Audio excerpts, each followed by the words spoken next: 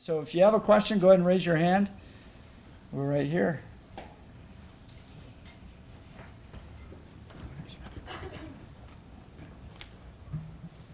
Thank you very much, Dr. Birzer, Thank you. for a wonderful paean to Western civilization. I'm curious, from your perspective, what do you make about the seduction that we're seeing today toward communistic ideas? Clearly there's a resurgence of communism in the world, including right here in the United States. I'm horrified. It's just stunning how little we remember. It's everywhere now. You see it. It's become trendy. And this question is a great one because it's not what's. Let me answer this in a couple of different ways. So if we think about communism, what we're seeing now, and I think this was always true, but when the Soviet Union was our enemy, it was a little bit clearer than it is right now. China, of course, is not really communist, and yet it is. It's this amalgamation of a number of different things. The party line is communist, but obviously they've allowed for the free market to work in a variety of different ways in certain cities and certain sectors. So what we find now is, I think in 1950 or 1955, we could have defined this is a communism, this is this form of communism, this is this form. What we've seen now, and I think Saddam Hussein was actually one of the great examples of this, it's this almost complete blending of various forms of fascism and communism. And I don't actually think fascism and communism were ever that different. One was National Socialism, the other was International Socialism. But they both had much in common.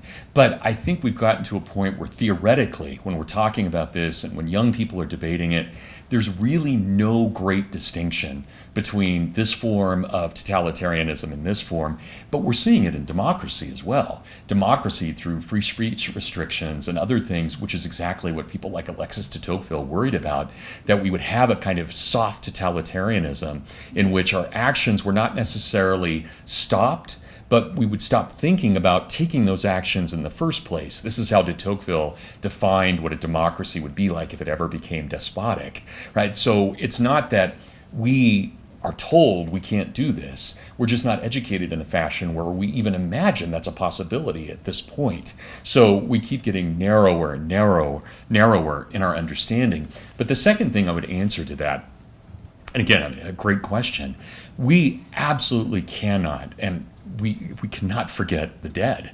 When we look at who was killed by communist and fascist regimes in the 20th century, we have close to 205 million bodies that we know of who were killed. We have 21 million who were killed in the Holocaust camps in Nazi Germany, Poland, and the areas that the Nazis had taken over. But we have well over 100 million elsewhere from the various communists. In fact, more than that. We know that probably the Chinese under Mao were responsible for about 65 million. We know that Stalin was personally responsible for about 42 million. And then you add another 20 from the other Soviet dictators. So we're talking about huge numbers of bodies. And I would just think about that for a moment. Numbers become so large that they become almost unwieldy. But if we just take 205 as a low estimate, 205 million people killed by their own governments in the 20th century, currently, what are we in America at about 330 million? So take out 2 out of every 3 people you know. These are not small numbers, right? One's enough. But when you're talking about 205 million, this is the legacy of communism and fascism in the 20th century. And we just can't forget this. We just can't. And no matter how many times these people say, well, this form hasn't been tried yet. Well, I don't know how many dead bodies we're going to get until we keep trying all of these different forms. So, yeah, please, you had a follow-up. Sure. Where did we lose the moral dimension in academia in particular across our culture? Yeah, the question was, where did we lose kind of the moral understanding of this? When did it happen? I think it's been happening slowly. I think in large part there's this equivalency that the new left had put in. I don't want to blame them solely. Obviously, it's a complicated problem, and there are a lot of just average Americans who caved into that as well, who wouldn't be leftist or right. They just gave into it. So I think there were a lot of people who just kind of really gave up the ghost on that. Academia has gone downhill pretty seriously, with the exception of a few institutions, not just since the 60s, but very dramatically over the last 30 years especially. The narrowing of thought. the inability to think beyond our categories. Yeah, I think there's that moral dimension. And I would also say, and I just gave you a talk about how great it was Reagan brought the Soviet Union down, but I do think once we lost the Soviet Union, we lost our moral compass in some ways. We didn't have that enemy that we could define ourselves against. And I'm not saying that's good or bad. I just think it's maybe factually true that we no longer had that convenient and maybe healthy enemy at that. I'm saying this poorly. I don't think it's good we had a Soviet Union. I'm glad they're gone. But I think in that counterbalance, we understood something about ourselves that we've lost and are only slowly regaining as we're seeing China becoming this great world power. But they're doing it seductively. Soviets were never seductive. They were gray, ugly old men, right? I mean, that's, Chinese are, they give us everything, right? Cheap cost. They're very, very good at it. Very good. We have another question? Other questions? Yes, back here. Danny, can you get I have to pass the microphone down. Keep your hand up, yeah, so they can see. Great.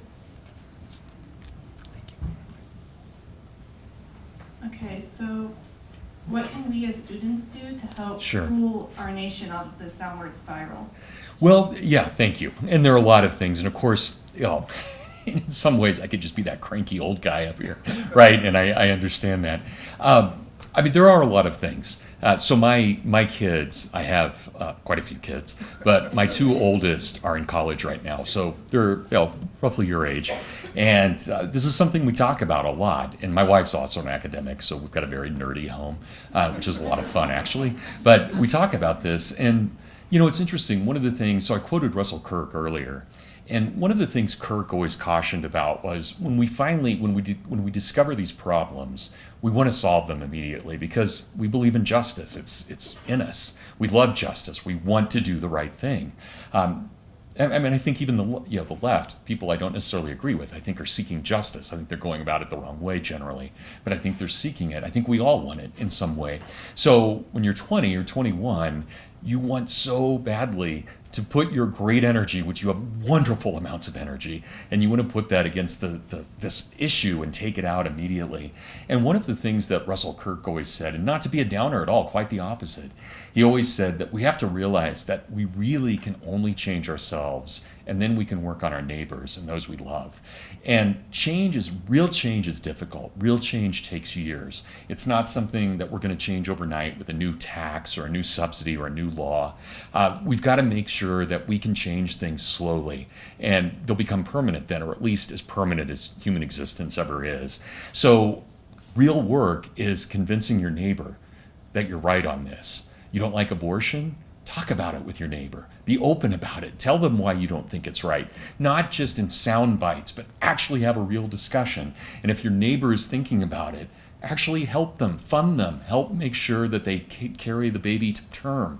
There are all different kinds of ways that we can do this. And Kirk said that ultimately we often miss that there's the solution right next to us because we want so badly to solve all of our problems at once that in fact really this is kind of a cascading thing. We solve one and then another and another, and we spread our goodness that way. We spread the light of Christ ultimately by doing that. So please don't take this in the wrong way. I want you to change the world. I really want you to, and I hope that you will. But the chances are good that you'll change it best by changing yourself, not you personally, but changing oneself and then changing our neighbor and having good families, being a good citizen in your neighborhood. Those things really do matter. And when you see error, challenge it. Now, let it know. Let that error know it's wrong, which is not easy to do. Sometimes, especially when the Twitter mob is after you, it's not easy. Even for us 52-year-old guys, it's not always easy, believe me. So thank you. Yeah. I realize this might be a bit explosive, but thank you, first of all, Dr. Birzer, my former professor, for the beautiful presentation. In light of the 2020 elections, and looking back over what you have told us about our origins, and the positiveness of that despite the negativity that's being poured over it, could you just give us some of your thoughts about the next election period? Anything you want to say? Thanks, Linda. Yeah, thank you, Linda. I don't really have, I don't think, any well-established or good view on 2020. I actually think Trump's going to be reelected. I don't think it's going to be that close of an election. I think he's going to trounce the Democrats. I think it's been building up for a long time. I think that he's got things in place. I'm not going to say if that's, I'm not going to pass judgment on that, but I just think he's got things very well in hand right now. And the Democrats are at a point where not only is their field huge, but that's not a problem. We've had large fields before, but they're outdoing themselves to see how radical they can each be, and that's just not going to play well. They're narrowing. Trump is gaining in terms of the voter base as the Democrats are diminishing it. Now, maybe when the Democrats get their candidate, they'll come back to a much more moderate conservative position. But, if the press holds them accountable, which they may or may not, it's going to be really interesting to see what happens. So, but I don't think my guess is any better than yours, Linda, on this. Anything could happen between now and then. None of us ever envisioned a 9/11. We never envisioned. Anything could happen, and we just don't know, what's going to play out. But I think right now Trump is playing I think he's playing in a way that the left just keeps getting more and more horrified by him, and the average American says, yeah, maybe you should be, he's saying the right thing in ways that they weren't necessarily 2 years ago. So I don't know if that answers you, but I'm not good on politics, so yeah. Let's get back to good philosophy. I'm joking. Thank you, Linda, very much. Yeah, I don't need the microphone. I was just going to say. We just need it for the people at home. We need it for the Follow up on that. Why don't you address this situation with the Electoral College? This is yeah, talk that I about a can. subject that's really Yeah. bizarre. It's what's going on now, and especially here in Colorado. Yeah, no, the Electoral College, especially. I told at dinner tonight, nothing is ever uninteresting here, right? Why can't you Coloradans just calm down a little bit? It's like everything from psychedelic mushrooms to the Electoral College. I say that with love and respect, at least a part of that. No, this is an amazing thing that suddenly the Electoral College, of course, because it's inconvenient. And it's meant to be inconvenient. Its whole point is to be inconvenient. We are not supposed to be having a direct election of the president. We are supposed to be electing through our representatives in the Electoral College. And the founders didn't set this up to protect slavery. They did this because this was a very traditional Republican way of making sure that your executive never had too much power. Andrew Jackson is the very first president to ever declare that he is the embodiment of the American people. And as much as I respect Jackson, I think that was a terrible decision on his part, because no president, even Ronald Reagan, who was beloved by the American people, Ronald Reagan was not the embodiment of the American people. He was our executive. And the embodiment of the American people, properly by the Constitution, must be in its communities and as expressed by their representatives in the House. And that's it, right? So I'm sorry, I get worked up about this. I don't get so worked up about Trump, but I get worked up about the Electoral College. This is part of the incredible checks and balances that the founders painstakingly put into the Constitution. And we will lose the Republic if we get rid of that. It's over. It is truly over if that's gone. So not to be too dour, but it really is. Yeah. So, yeah. How's that after that message of hope? Thank you. Now I am getting into cranky old man mode. Brad here. Yeah. Thank you, Dr. Birzer. I appreciate your presentation. Thanks, Brad. It's good to see you. It's always good. He's a BB, I'm a BB. I wanted to know if you would address the idea of patriotism. You mentioned it in your presentation. Many people think it's grounded in the land, right, or in a celebration or voting, but really patriotism defined correctly is about the rights of the individual, and you mentioned the dignity of the individual. So you can speak to that. Sure, thanks, Brad. This is a great question, and patriotism has been one of those questions that's been debated and talked about since the very beginning of Western civilization. And we generally owe what we think of patriotism to the Romans, not to the Greeks. There is Greek patriotism. Herodotus clearly was a Greek patriot, but it's really in the Roman system with the patriarchs and the kind of patriarchal system that we see there where we get that idea. But patriotism is really just this very simple notion that we love those around us. Edmund Burke had this great, in a discussion of patriotism, he has this beautiful, and of course Burke is always beautiful in his writing, but he said, when we're thinking about being patriotic, we must understand that for us to love our country must be lovely. And I think there's something, this is why, yes, the founding had problems. There's no question about that. And I wish, I really wish that the founders had not allowed for the 3 compromises on slavery. I can't imagine there's a person in this room who would want it any other way. But it's a fact of life that they did allow it, and partly because they wanted to keep South Carolina and Georgia in. And yet they still had this understanding that we must protect what is ours. Forget slavery for a moment. Think about New England. We have to be able to understand what our community is, whether it's where you guys live. You're in Erie, right? Whether it's that or Lakewood or wherever we may be, that we find these things good. And so the patriotism, I think, especially for us as Americans, we should be patriotic to the good things, the things that are lovely. And who else in the world has said all men are created equal? That's in one document. Now it's elsewhere, but that had never been said before. Nobody had ever put it exactly like that. And granted, the founders didn't live it out perfectly, but once you make that statement, as Martin Luther King said, it's a promissory note. You've got to play it out. That's the founding, right? And that to me is patriotism. It's a belief, not just that America is right no matter what. We've done horrible things as a people. We've done, and we should be if we can take pride in George Washington for being a great leader, we have to also recognize we had a Richard Nixon there. We have to recognize those things. And there were good things about Nixon, but we have to recognize that there's good and bad, and we have to be able to take that in I think in a lot of different ways. I don't think we should just be straightforward nationalists no matter what America does.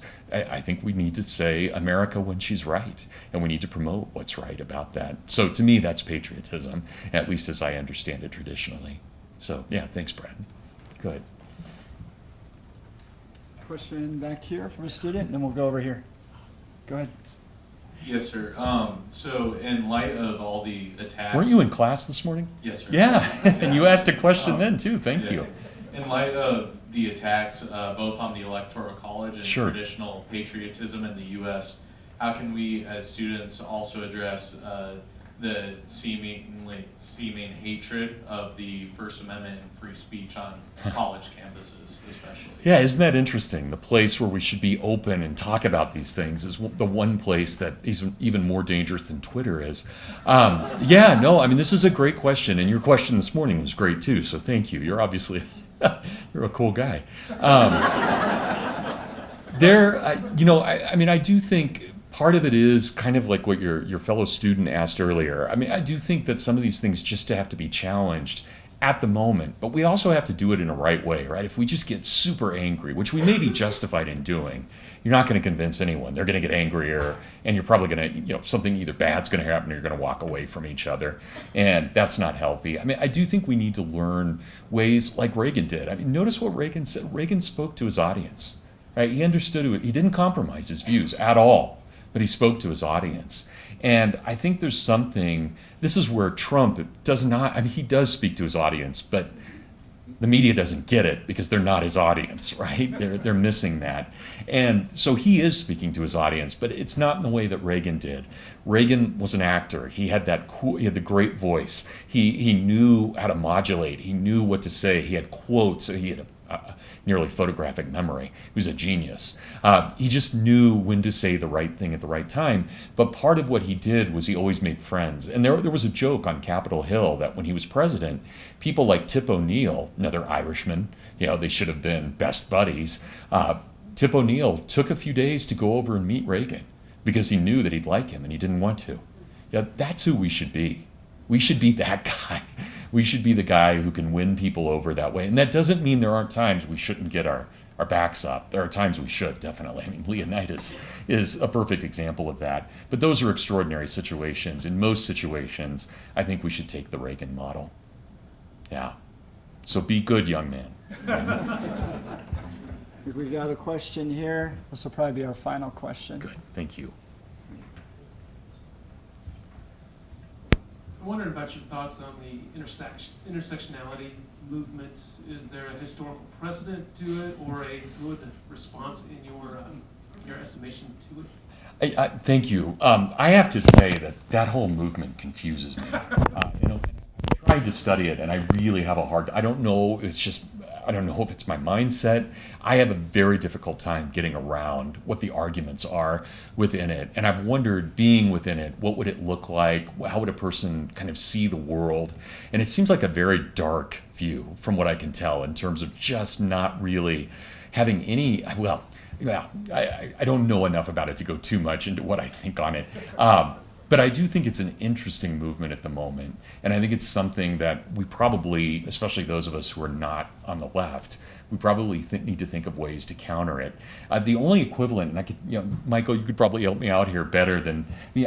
I do, when I read it, I do think of some certain ancient Greeks who, especially those who were taking on Socrates, there's certain schools of sophism that kind of remind me of it. But Michael, do you want to, he's actually an expert on all of this, so. How much time? 29 seconds. We're thinking through that now here at CCU. Right. Yeah, it's one of those things, it's moment to moment what we're seeing going on. What's that? Okay, yeah, I mean. There's a microphone. Yeah. Oh, thanks, Well, Michael. let's- Sorry to put you on the spot. Poor guy. He just came here to watch it talk. Yeah. Save it for. Okay. it's something Yeah. we'll talk Sorry. I mean, that's a great question, but I think it is. I think it in and of itself is evolving, and I think any kind of response to it is evolving as well. So, was there a reason you were asking about it in I particular? was just wondering because it seems to be being used It's the new thing. Apart now.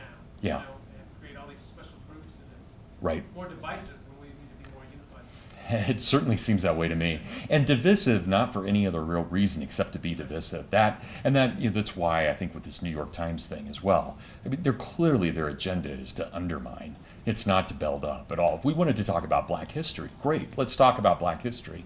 That's very different from focusing our entire country and our history on this one moment as this dread. I mean, can you imagine if each of us were defined by the worst thing we ever did?